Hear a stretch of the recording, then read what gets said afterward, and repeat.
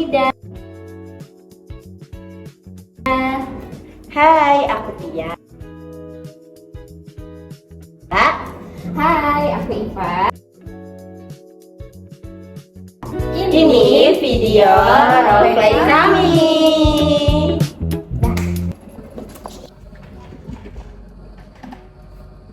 Selamat pagi Ibu Pia dan Ibu Iva. Terima kasih sudah datang pada pertemuan hari ini. Wah, akhirnya kita bisa bertemu juga ya Ibu Pia. Kalau bukan karena rapat penting ini, mungkin susah sekali untuk bertemu di waktu yang pas. Betul sekali Dokter Ida, saya sampai pindah beberapa agenda dan bisa hadir, tapi memang topiknya menarik jadi saya semangat. Dan saya juga senang sekali bisa duduk bareng dua perempuan hebat di sini secara langsung. Saya ingin sekali mendengar langsung mengenai masalah ini dari kalian yang berada di lapangan, karena seringkali kebijakan itu tidak sesuai dengan realita yang ada di bawah.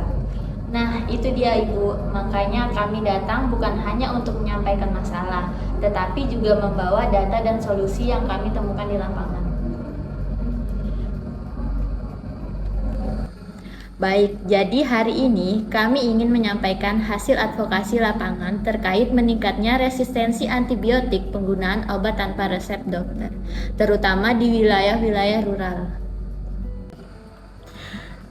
Terus terang, isu ini sudah sering dibahas di kementerian. Saya ingin tahu apa yang baru dari temuan lapangan Ibu. Baik, dari data yang kami kumpulkan selama 6 bulan di 3 kabupaten, sekitar 58% pasien yang datang ke puskesmas mengaku sudah minum antibiotik sendiri sebelum diperiksa. Mereka sebagian besar mendapatkannya dari apotek tanpa resep, bahkan dari toko kelontong. Masalahnya, banyak yang tidak tahu bahwa antibiotik tidak boleh diminum sembarangan. Benar Bu, di lapangan kami apoteker sering dihadapkan dengan dilema. Kalau kami tidak menjualkan antibiotik tanpa resep, masyarakat akan bilang, loh di apotek lain kok boleh? Nah, ada tekanan sosial juga, jadi seringkali demi mempertahankan pelanggan, sebagian apotek tetap menjual tanpa resep. Tapi kan aturan sudah jelas, antibiotik itu masuk kategori obat keras, artinya harus pakai resep dokter. Kalau masih ada apotek yang menjual bebas, itu artinya pelanggaran. Saya rasa masalahnya bukan di kebijakan, tapi di pelaksanaannya. Dari situlah masalahnya Bu, pelaksanaan tidak berjalan karena pengawasan sangat terbatas. Petugas pengawas obat di kabupaten hanya 2 orang, sementara jumlah apotek ada puluhan. Sanksinya juga tidak menjerakan, hanya teguran atau perintah, tidak sampai pencabutan izin. Benar Bu, selain itu masyarakat juga belum paham bahaya resistensi dari antibiotik. Bagi mereka, antibiotik dianggap obat ampuh untuk semua penyakit, bahkan flu dan batuk biasa. Padahal itu penyakit yang seringkali disebabkan oleh virus dan bukan bakteri. Saya mengerti kekhawatiran kalian, tapi di sisi lain, kalau kita memperketat pengawasan terlalu keras, apotek-apotek kecil di daerah itu bisa tertekan. Mereka juga punya keterbatasan tenaga dan sistem. Kita juga tidak bisa serta-merta menindak tanpa memberi solusi atau pelatihan dulu. Kami tidak bermaksud menyulitkan Ibu, tapi kalau tidak ada tindakan nyata, angka resistensi ini bisa jadi ancaman nasional. Sudah ada kasus pasien infeksi kulit ringan yang tidak mempan lagi dengan amoxicillin dan cefadroxil. Artinya, bakteri di komunitas sudah mulai resisten terhadap antibiotik umum. Dan efeknya panjang Bu, pasien jadi harus dirujuk ke rumah sakit, dirawat lebih lama, dan diberi antibiotik generasi lebih tinggi dan jauh lebih mahal. Beban biaya meningkat baik untuk pasien maupun sistem kesehatan. Oke, baik, memang itu cukup serius. Tapi apa usulan konkret dari kalian? Kemenkes itu tidak bisa membuat kebijakan baru tanpa dasar yang kuat dan juga implementasi yang realistis. Usulan pertama kami, Bu, adalah memperkuat edukasi publik. Kami ingin menggandeng Kemenkes dan BPOM untuk membuat kampanye nasional gunakan antibiotik dengan resep dokter. Kampanye ini bisa melalui media sosial, radio, dan fasilitas kesehatan. Selama ini, edukasi masih sporadis dan tidak terintegrasi. Usulan kedua Bu adalah membuat sistem pengawasan digital sederhana untuk penjualan antibiotik di apotek. Misalnya, setiap pembelian antibiotik harus dicatat menggunakan kode resep. Kalau tidak ada kode, transaksi tidak bisa dilanjutkan. Sistem ini bisa dimulai dari kota-kota besar dulu sebagai pilot project. Sistem digital Itu tidak mudah untuk realisasikan, Ibu Iva. Kita di sini bicara soal biaya, pelatihan SDM, infrastruktur internet, dan juga koordinasi lintas instansi. Saya khawatir ide ini terlalu ambisius untuk kondisi sekarang. Saya paham kekhawatiran itu, Bu. Tapi kalau kita terus menunda karena alasan kesiapan, resistensi bakteri tidak akan menunggu. Setiap hari ada potensi muncul bakteri baru yang kebal antibiotik. Biayanya memang besar di awal, tapi jauh lebih murah daripada biaya menangani wabah resistensi nanti. Kita tidak harus langsung berskala nasional, Bu. Mulailah dengan pilot project di 5 provinsi dengan prevalensi penggunaan antibiotik tertinggi. Hasil evaluasinya bisa jadi dasar pengembangan kebijakan nasional. Tapi kan kalian tahu sendiri, kebijakan itu butuh data nasional, bukan lokal. Kalau hanya berdasar data puskesmas dan apotek di beberapa daerah, sulit bagi kami meyakinkan pimpinan untuk menyetujui alokasi anggaran.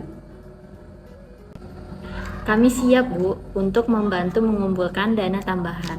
Kami punya jaringan dokter, puskesmas, dan apoteker di 10 provinsi yang bisa membantu survei cepat.